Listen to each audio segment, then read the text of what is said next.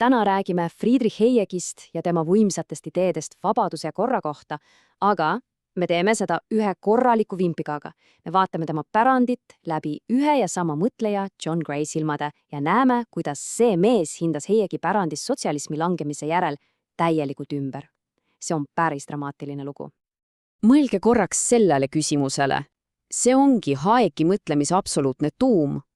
See paneb meid kahtlema milleski, mida me peame täiesti iseenesestmõistetavaks. Et iga hea ja toimiva süsteemi taga peab olema kellegi nutikas plaan. Aga mis siis, kui tegelikult ei pea? Ja John Gray paneb selle kohe alguses väga selgelt paika.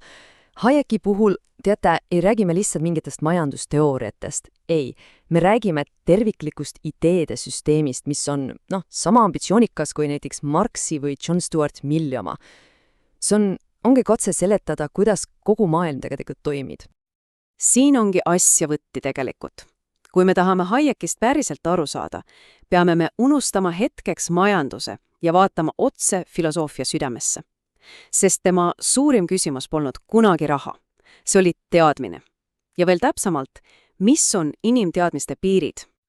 Okei, alustamegi siis sellest, kuidas kõik Hayeki ideed moodustavad ühe ühtse ja loogilise süsteemi. Ja selle süsteemi absoluutses keskmes on üks idee, mis on esmapilgult täiesti vastupidine meie tavaloogikale. See on kord ilma disainita. Kujutage ette pargis üle muru tallatud rada, eks ole? Keegi ei istunud maha joonistega ja ei projekteerinud seda, aga tuhanded inimesed, kes kõik valivad lihtsalt kõige otsesema ja lühema tee, loovad selle raja täiesti iseenesest. Vot see ongi spontaanne kord. See on tulemus, mida keegi konkreetselt ei kavandanud, aga mis tekib paljude inimeste eraldiseisvatest tegudest. Ja siin näemegi kahte täiesti erinevat maailma, eks. Ühel pool on turg. See on politsentraaline kord. See tähendab, et kord tekib justkui alt üles, miljonite ja miljonite inimeste vastastikusest kohanemisest. Ja teisel pool on armei. See on monotsentraaline kord.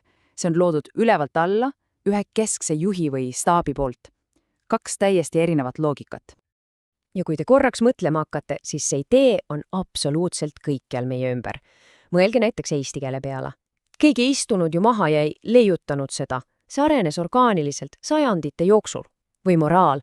Keegi ei kirjutanud seda seadustesse, see kasvas välja kogukondade elust enesest.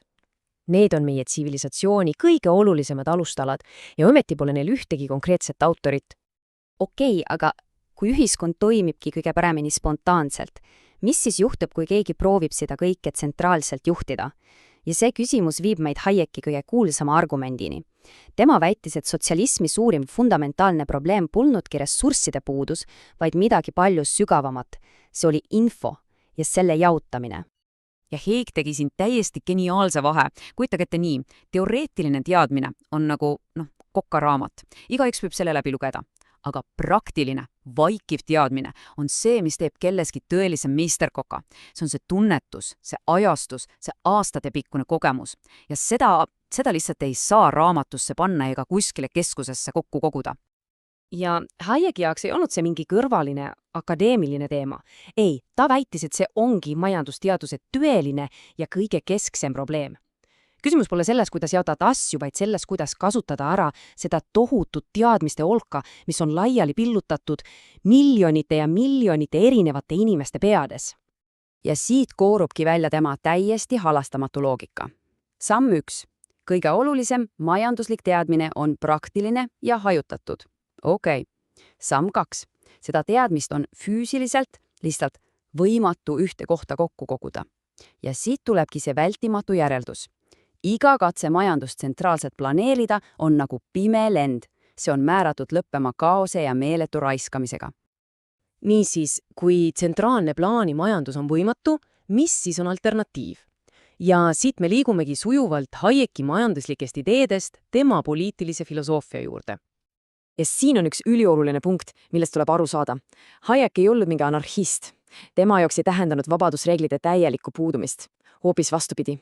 Tõeline vabadus on üks habras ja keeruline saavutus, mis saab eksisteerida ainult kindlate ja selgete mängureeglite sees ja neid reegleid nimetas ta õigusriigiks. Aga milline see õigusriik siis täpselt on? No kõige parem on sellest mõelda kui mängureeglitest, mitte kui otsestest käskudest.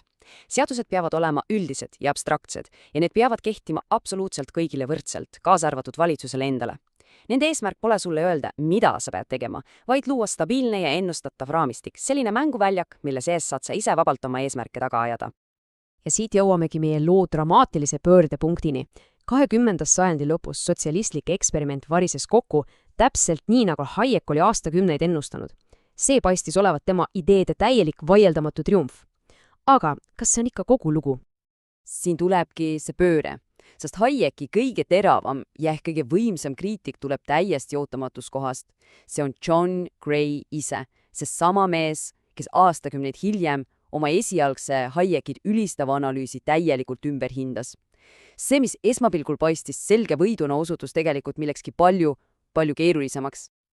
Ja see Gray hilisem tsitaat tabab otse Hayeki süsteemi kõige valusamasse kohta. Sisuliselt väidab Gray, et Hayek ehitas kogu oma filosoofia ühele sügavale lahendamatule vastuolule. Mõelge, Hayek armastas nii traditsioone kui ka vaba turgu, aga ta justkui ei taibanud, et üks neist hävitab teist. See ongi see fundamentaalne vastuolu. Turumajanduse lakkamatu loov hävitamine ei pühi minema ainult vanu ja ebaefektiivsed tehaseid. Ei, see õõnestab ka perekonda, kogukonda ja vanu traditsioone, ehk just neid samu asju, mida Hayek ise pidas vaba ja stabiilse ühiskonna absoluutseks vundamendiks. Aga Gray on aus. Enne lõplikku kriitikat annab ta Hayekile au seal, kus see on ära teenitud. Ta tunnistab, et Hayekil oli täiesti ja vaildamatult õigus. Tema analüüs tsentraalse planeerimise võimatusest, see oli geniaalne. Ajalugu on näidanud, et selles konkreetses küsimuses oli Hayek justkui prohvet. Aga siin on Gray karmi hinnangu tegelik tuum.